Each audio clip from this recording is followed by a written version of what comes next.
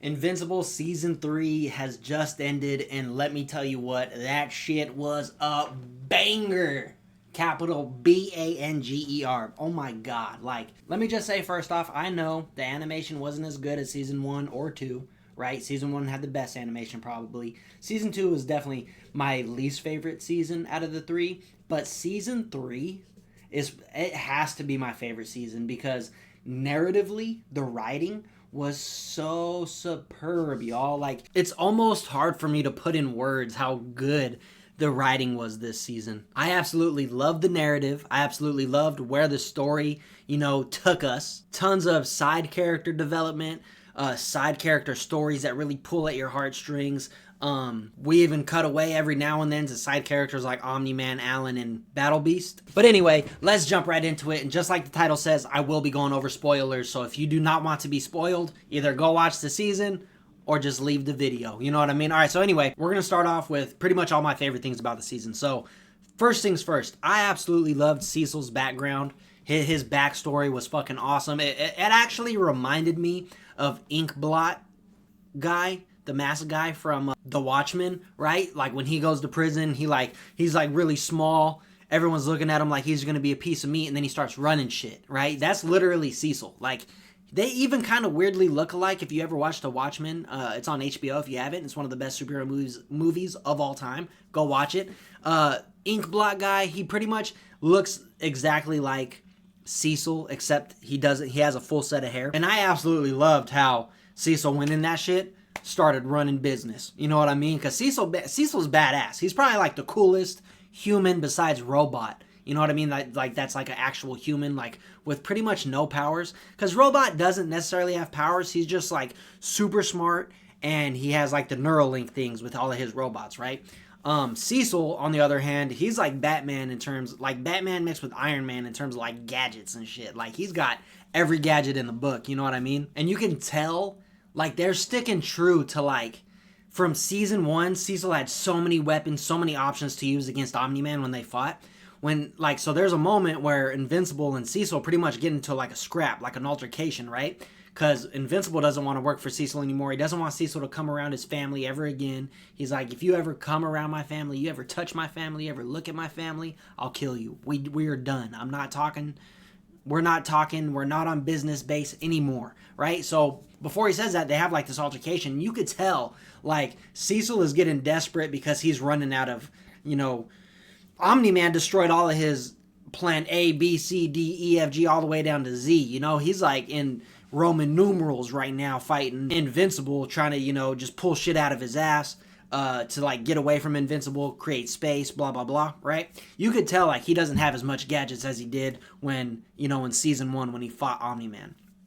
So I thought that was pretty cool. I didn't know if anyone else like really noticed that. I thought it was cool, and then I thought it was badass when Mark just grabbed his throat and was just like, we're done. You ever fucking touch my family again, I'm gonna kill you. Bro, I was like, yes, let's go, Mark. But at the same time, Cecil was doing the right thing because he was turning bad guys into good guys to help humanity. He knows there's an army of Viltrumites out there. How do we help the Earth? How do we help humanity?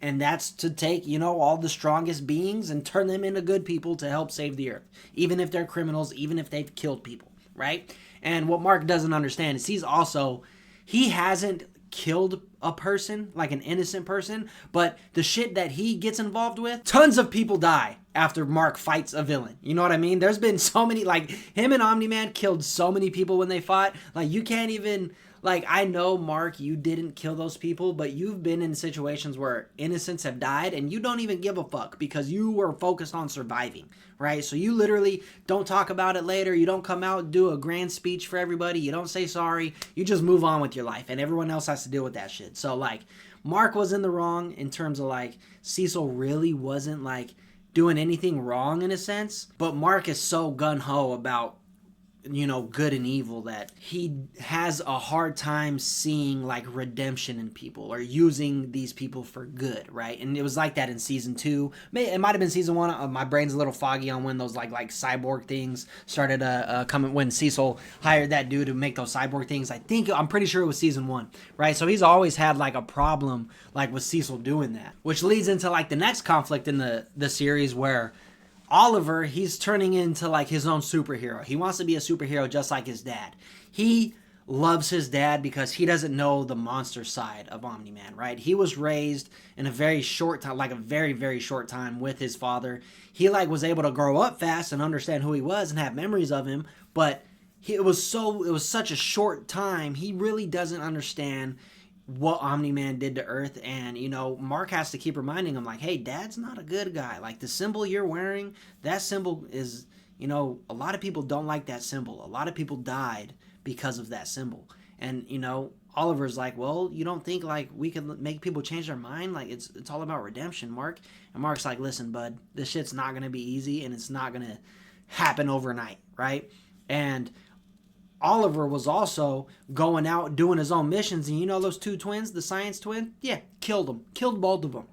He went on an Omni-Man killing spree for a sec, like where he was just killing every villain he fought. Like he was just punching his, like he would fly right through him, like a Gohan style, like when he hit Raditz, like head speed. Like that's what he did. He just flew like through these guys, and you know, so Mark has to pull the reins back on Omni Kid there a little bit and like go, hey, bro. You're fighting a little too much like my dad. You need to start fighting like me more, right? And now that becomes like a struggle within the series on its own right, because now we're going through this thing where like Oliver believes that these people who killed all these people, they should just die. They shouldn't be returned back to the street because they're just going to keep, you know, hurting people. And there is truth to that. If someone's after your family and you lock them up, and they get out, they're going to go right back after your family, and someone could get hurt, especially Mark's mom and his, like, you know, cousins. We don't ever know. We don't know if he has any cousins or anything. We don't meet any other family besides his mom. But, like, imagine his mom dies because you didn't kill that villain, or that villain, you know, broke out of prison somehow, right? And Oliver does have, like, importance and truth to what he is saying, but Mark is trying to just pull the reins back a little bit so he doesn't get a little too out of control with the killing and thinking that killing is okay for, you know, all the villains across the board. Because I don't even believe that, right? Like, I'm not going to kill you if, you know, you held a gas station at gunpoint and no one was hurt, but you just wanted the money. Like, I'm not going to kill you for that. I might break your hand with that, you know, that's holding the gun, right? But, like, it's not like I'm going to take your head off for trying to rob somebody. Like, no, like, they don't deserve to die. I personally, on a moral level, don't think anyone deserves to die. But I could definitely see if I had some superpowers and like there was a super villain, I could see the morality of needing to kill super villains. You know what I mean? And then we get a cool little side story with Alan and Omni-Man, and they're, you know, in the same prison. And Alan is starting to talk to Omni-Man through his telekinesis, and he's telling him, yo, we could break out of here at any moment. Like, these guys are not that strong. Like, they're strong, but me and you together, we could get out of here.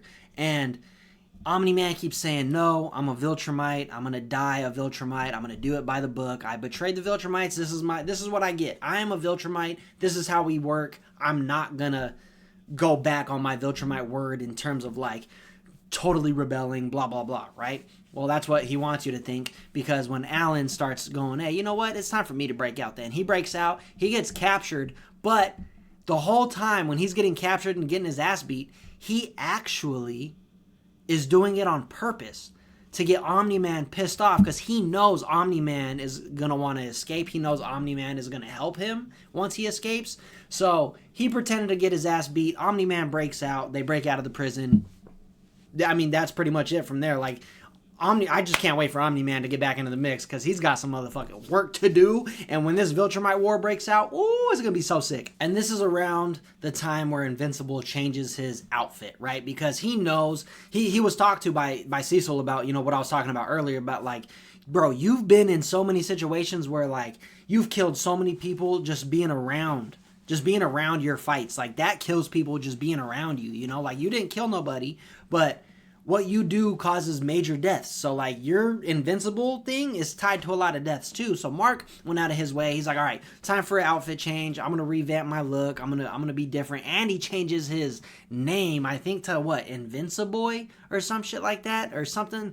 It's honestly super corny. Everyone still knows him as Invincible, but right now he's going through like this phase of like being, you know, a different character to try to get his name, you know, back in the good light of the people of the world. You know what I mean? And so him and Eve, they start this business where they pretty much are like heroes for hire, where, you know, you could hire me to watch your prison. So like if any breakouts happen, I could come whoop some ass, put them back in jail, or if someone tries to break them out, I could whoop them, whatever. It's pretty much, it's a good idea, right?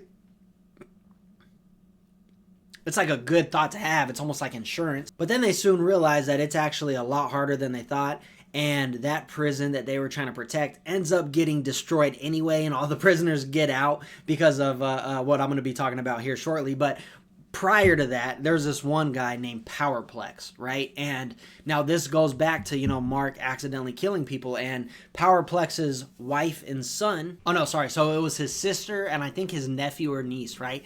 They get caught in the rubble of one of when Omni-Man was fighting Mark, right? They hit a building, the building collapses. That was the apartment building that his sister and his nephew were in. So his sister ends up dying, his nephew dies, and that obviously puts like a really fucking deep like hook of revenge in Powerplex's heart. So he has the ability to like use like electric friction, like lightning kind of deal, kind of like static electricity. And so he puts these like conduits in his body that pretty much like help him, one, magnify his electricity, because he can only do so much without them. But now that he has like these metal conduits inside of him, he can like really gather a whole lot of energy and just store it up in these conduits and just release it all at once, or, you know, little by little. And he becomes pretty much like Electro, kind of like he's got electric powers. And it doesn't really do a whole lot of damage to Mark, but this guy is so driven on getting revenge that he's just trying to kill him. And it's one of the saddest stories. Like this is what I mean, like side character development. Like the side characters in this season just went off the charts in terms of like Oliver, Adam Eve, Ray, Rex, right? Like all these people, they all get dope side character, and then Powerplex. But anyway, Powerplex and Mark, they get into this big fight, and Powerplex's wife is also brainwashed by Powerplex's revenge that she wants Mark to die just as much. So they devise this plan of he's going to make his, you know, wife and his son hostage while Mark comes and saves them. He's going to kill them. Or, not kill them, kill Mark. And within trying to kill Mark, he accidentally kills his wife and kids. And then he blames Mark for it. So this is where Powerplex's whole problem with Mark like occurs in the first place, because he's just totally brainwashed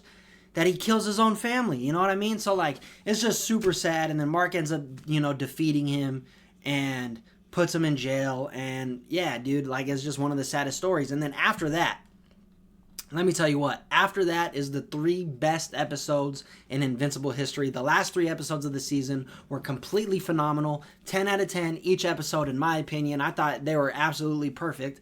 And it starts with the supervillain Angsturm Levy, right? So this is the guy who could create the multiverses, go into different dimensions, right? Super ridiculous power. But other than that, he's just a human. So like he could get killed very easily. But the thing is, unlike Mark thought he killed him the first time. I'm pretty, if my memory isn't mistaken, in season 2 when he first made an appearance, I think Mark thought he killed him. I don't really remember, but he ends up, you know, being alive. He's back. He's stronger. He's got like these robot arms and shit because he actually found this race of aliens who are super smart in terms of like rebuilding things, especially biomechanical things. So they rebuild his body, they fix him, and this allows him to go to each multiverse and pretty much recruit all these different marks that ended up becoming evil. So there's 16 different marks. He recruits all of them. They're all evil, like versions of Mark. And let me tell you what, they're all badass. Almost all of them. There's like maybe 3 or 4 where I was like, I don't really care about their design, or I don't really care about, you know, how they act. But the others, like, you know, 12, there's a solid 12 that have dope ass designs. They're fucking badass, right? Like it gives me chills thinking about it. And so he recruits 16 of these marks, brings them to Mark's planet, and 16 marks, 16 Viltrumites just running rampant on Earth, bro. Every continent was destroyed. Like, dude, This shit was insane, bro. Every continent was destroyed. Mark was like, what the fuck am I going to do? He's fighting, all these different Marks. All the villains, all the superheroes around the world, the Guardians, they're all fucking fighting for their lives. It's pretty much, we have another Guardian scene where it's pretty much Omni-Man versus the Guardians #2. And Mark literally kills all of them. He pretty much kills all of them besides Immortal. Ray survived and then somebody else. And this is where it gets really sad for Rex, because Ray and Rex, they were having this whole thing where they were in a relationship. Ray was like, I'm out. I quit. I just want to be a normal person, live a normal life. Rex, please come with me. And Rex is like, baby, I was born in a fucking tube. Like, they told me, like, this is what I was going to do from the moment I was literally created in a lab. Like, I don't know how to be a normal person. I'm sorry. And, like, honestly, being a superhero is fucking sweet. So I think I'm going to stay being a superhero. And, they go their separate ways. And then Rex was like, moving her into her new house, gives her a hug, and then an explosion happens, and it's Mark, right? So he goes and fights Mark. He's like, what the fuck? Okay, I guess we're doing this. Fights the Viltrumite. And Rex, dude, like, he's got some strong powers, and he's, pretty agile, but he's still, like, durability, he's just a human. Like, his durability is human level. I don't even think he could, like, block a bullet. He's not even bulletproof. And Mark just fucks him up, the evil Mark. And in doing so, Rex runs out of things to, explode. And he has this big old gash in his stomach. And he's like, yeah, you're a dumbass. You think I ran out of shit to make explode? And then he's like, I still got my skeleton. Touches his skeleton. It just Rex-splodes all over the place. And I think he killed the Mark that he was fighting. Powerplex also ends up killing a variant of Mark, which is pretty, honestly, really surprising. Like, that Mark had to been really weak to, not be able to kill Powerplex. But the thing about Powerplex, what the other Marks didn't know, is that the more you punch him, the stronger he gets, because the more of the kinetic energy he could build up and then dish back out. But anyway, Rex ends up dying, and that was super sad. And, a whole lot of the Guardians end up dying. And it's just, mayhem everywhere. Like, it's one of the sickest episodes of all time. And so a lot of the Mark variants end up getting, taken out. There was 18 of them, by the way. So a couple of them start getting taken out. A lot of them start getting their ass whooped by a bunch of different villains. Mainly Mark, Donald, and Eve. And so Levi Angstrom comes back, or Angstrom Levy, whatever his name is, comes back, pretty much rounds up all the Marks again, tells them, hold on, chill out, we're going to recoup, blah, blah, blah. Goes back, and then Mark actually finds him. Mark finds, they call him Prime. Mark Prime Invincible Prime, the main Mark. He finds Angstrom Levy, beats the shit out of him, starts whooping his ass, like, all over again. And he's about to kill him, but he doesn't. And Oliver tells him, dude, you gotta kill this guy. Like, please kill this guy. Mark's like, no, we don't kill. And as, they're kind of arguing or whatever, Armstrong Levy makes his escape. The aliens pull him in, they fix him, and instead of fixing him, like, fully, they have this chip in him that pretty much makes him their slave, right? Like, they helped him out, they fixed him, but not just for nothing, right? Because these aliens know that what his power can do, they're like, yo, we could work together. You could give us anything we want. We could just keep building you, making you strong, make sure no one could kill you. But you got to give us something, because you haven't given us nothing. And you could tell they want, like, a new place to live, like riches and stuff like that. So once Armstrong escapes, right, this is literally like, so Mark has been fighting these Viltrumites for a minute. Eve is all fucked up because she got her leg broke. She got her ass whooped by one of the variants. Mark is struggling to get up, you know what I mean? And out of nowhere, the motherfucker of all motherfuckers arrives, and that is Conquest. And Conquest pulls up, and he's like, yo, the other Viltrumites that been pulling up and wondering what the fuck's been going on, why haven't you made any progress?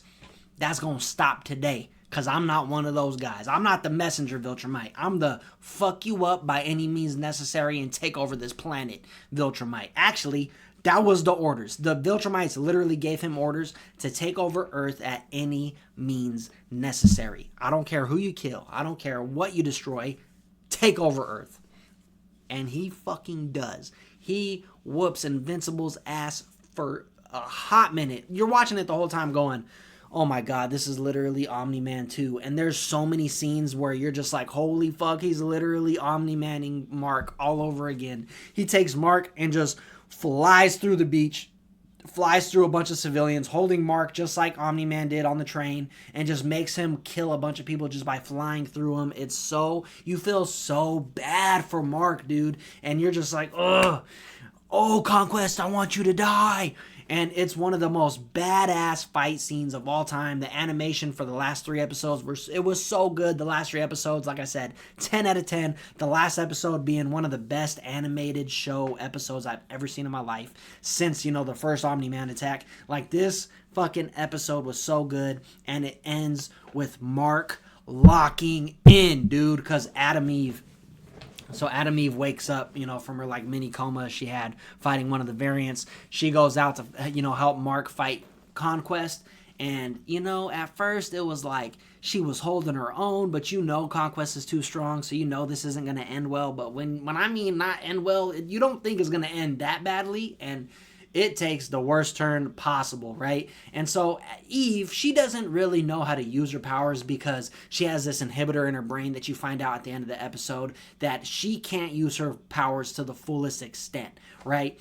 She can only manipulate matter on inanimate things and inanimate objects, things that are not sentient beings. So she can still change plants and stuff because plants aren't sentient. They're still alive, but she can manipulate those, but she can't manipulate things that have sentient consciousness like humans, right? Or animals. And so she's trying to fight homeboy, and she's really struggling, but she does some really cool things, like she makes the air dance, but then she makes the air dance and then brings back her like Green Lantern abilities where she's like socking them around like with big punches and big, like plasma walls or whatever. But it's like, bitch, if you don't fucking just put him in an air bubble and take out all the air and watch him suffocate, well, I mean, I don't think that would work because they could fight in space, but like you could literally just fill his lungs with air and you could make him explode from the inside out. Or you could just like almost do whatever you wanted. You could manipulate matter around you. You could make him in a ball of lava and just trap him in there and just like put all the lava inside of his veins. Like, what are but I get it. She doesn't really know that she could do that, right? This is me knowing what her power is and the extent of her power. And she's also not the main character. Mark's the main character. He's going to do all the heavy lifting. So anyway, she ends up getting completely obliterated with a punch to the stomach and a punch to the face. Half of her face is gone, right? Her whole face is gone. Her stomach is just leaking out. All of her intestines, all of her insides are just poured out. And she falls to the earth. Invincible grabs her. And this is Invincible's like Goku Krillin moment where he's just like, he just took the worst beating of his life. Just watched Eve get totally obliterated. Now it's his time to fucking step up. It's time for him to lock in. We've been waiting for Mark to lock the fuck in. And you felt hints of it at the beginning of the season when he was fighting Cecil. Like, okay, Mark's like, he's getting strong because they do this whole stress test on Mark's powers. So you could visibly see Mark is way stronger than ever before. So when he goes to Conquest and he's like, motherfucker, I can see the future and you do not live to see tomorrow. And Conquest is like, haha, yeah, right. And then they meet in the air and punch each other. Boom, they collide punches. Mark breaks his arm but shatters Conquest's, fake arm that he has. And then he starts beating the shit out of Conquest with his left hand. Beats him, breaks him down so bad he finally mounts on top of him. Breaks his other hand after punching him so hard. And Conquest is like, hi, you don't got no more hands to beat me with. And Mark's like, listen, do you think I need hands to do this? And headbutts him like 50 times, just massive headbutts to the face, and pretty much kills Conquest, right? And so he kills Conquest. Adam Eve ends up resurrecting herself because, her powers, allow her to do that. Her power, she's pretty much a god, right? She's pretty much a goddess, but she just isn't allowed to do it because they have these inhibitors in her brain that don't allow her to use her power to the fullest extent. So when she comes into, life or death situations, it overrides that, and then her powers come and it like heals her and anything around her, kind of. And so she ends up surviving. Mark's all fucked up. her and Mark, you know, they have a good ending. They ended off like, you know, in a good relationship, and the aftermath of the world is just crazy. It sets up season 4 so good. It's going to be so awesome. I know I did this whole rant. It's going to be a long video, but season 3 was just absolutely amazing. I loved the narrative. The animation was okay in the first like 5 episodes, but 6, 7, and 8, the animation was great. I loved it. I loved the story, and it sets up season 4 great with you know, we see Battle Beast at the end. We see Omni-Man and Alan get out of there, and then we see a setup for new villains in season 4. So I can't wait. The Viltrumite War is closing in. It's going to happen soon. It's going to be so fun. Season 4 is going to be awesome. I can't wait to see what they do with it, and I hope we get it soon. But yeah, if you guys enjoyed the season, let me know how you guys feel about it. I thought the last 3 episodes were 10 out of 10. Season 3, 9 out of 10 for me.